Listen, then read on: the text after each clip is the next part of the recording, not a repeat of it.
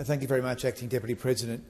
If the Labor Party wants any advice on why the Australian people are losing confidence in their political party, they need to look no further than on housing, because it was 870 days ago that the Prime Minister announced the Help to Buy scheme at the Labor Party's campaign launch. 870 days ago.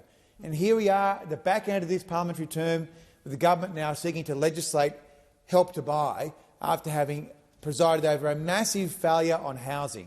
We are seeing fewer houses built. We are seeing fewer Australians get into the market for the first time.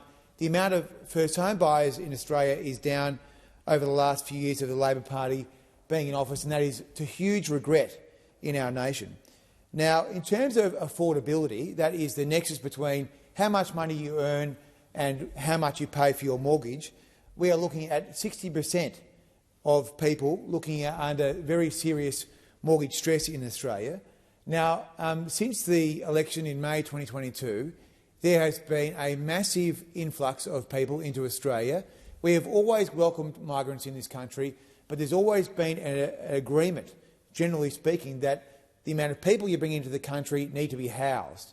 And what we've seen is over 1 million people come into the country, but only a couple of 100,000 houses being built. So if you go back just 8 years, we were building 230,000 houses in this country. Now, under this government, we're only building 160,000 houses.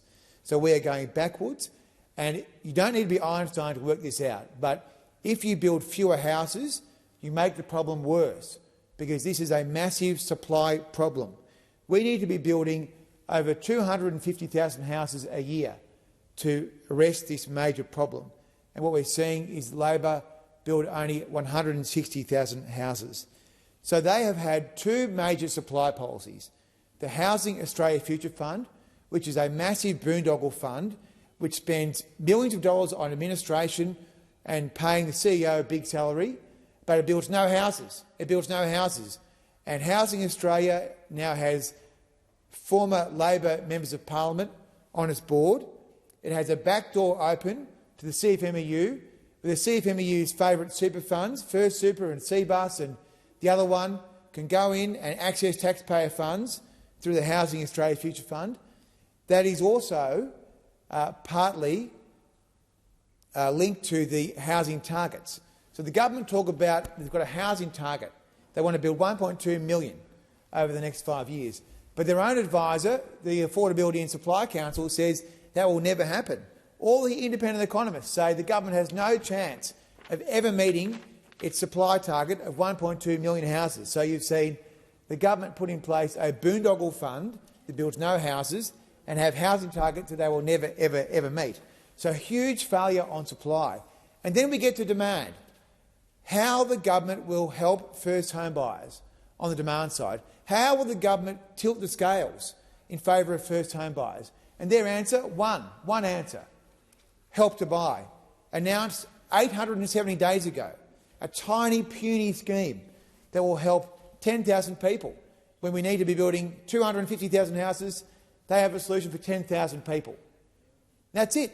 The cupboard is bare. One idea, Help to Buy, announced 870 days ago. So what on earth has this government been doing over the past 2.5 years? Not very much. Not very much. They seem to be very boxed in with their ideological problems. And so the Help to Buy scheme, which is culturally jarring in this country, because the Australian people don't want to co-own their house with the government. The Australian dream is about people owning houses. It is not about the government co-owning their house. And I'm not sure that Mr Albanese is such a good landlord anyway. We read in the papers that he hasn't been so good to his tenants. And so the Australian people do not want to co-own their house with Mr Albanese. Peter Tulip, the economist from the CIS, has said that this is a distraction. John Quiggin, another economist, has said it's not to scale. This scheme, 10,000 places, is a pimple on the elephant's backside when you consider the scale of the problem here. We need to be building 240,000 houses a year. This scheme would cost $5.5 billion, and one of the most serious design features we found in the Economics Committee inquiry was that the caps are far too low. So the median house price in Sydney, $1.4 million. Help to Buy cap, $900,000.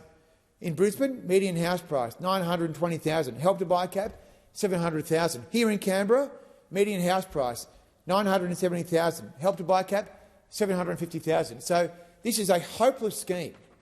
Its scheme caps are way too low for the median house price, so I'm not sure who it's designed for. But the most troubling part here is that this is their only idea. They have no other ideas on demand, no other ideas on how to help first home buyers.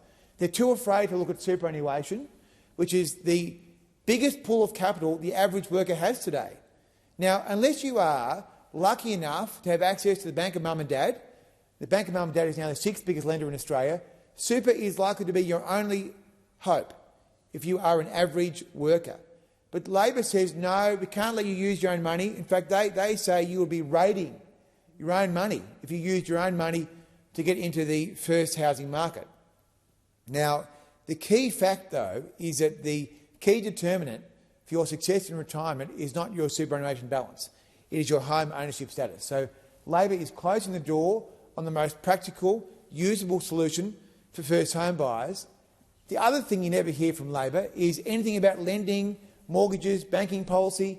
I mean, one thing the Commonwealth Government has in its preserve is banking policy under the corporations power. They never talk about how hard it is to get a mortgage, how high the regulatory burden is on people trying to get that elusive first mortgage. They never talk about that. They only have one idea: Help to Buy, a discredited scheme run by almost all the states and territories. And it's always undersubscribed. No one wants to use these schemes. In fact, the Victorians are closing these down. And just to give you another insight into the maladministration here in Canberra, only one state has referred their powers under the Constitution, which is necessary to give effect to this scheme, which is Queensland. We just heard Senator Green talk about that. So only one state has made the necessary referral. So the idea that this is some urgent bill after 870 days is an absolute joke. The new housing minister has the same problem as the old housing minister. The policies are completely cooked. And no wonder young people are going crazy about housing, because housing in Australia is getting so much worse under this government. There are fewer first home buyers, there are fewer houses being built, and the government has one callous scheme, Help to Buy, which it knows wouldn't touch the sides in every major capital city except for Melbourne.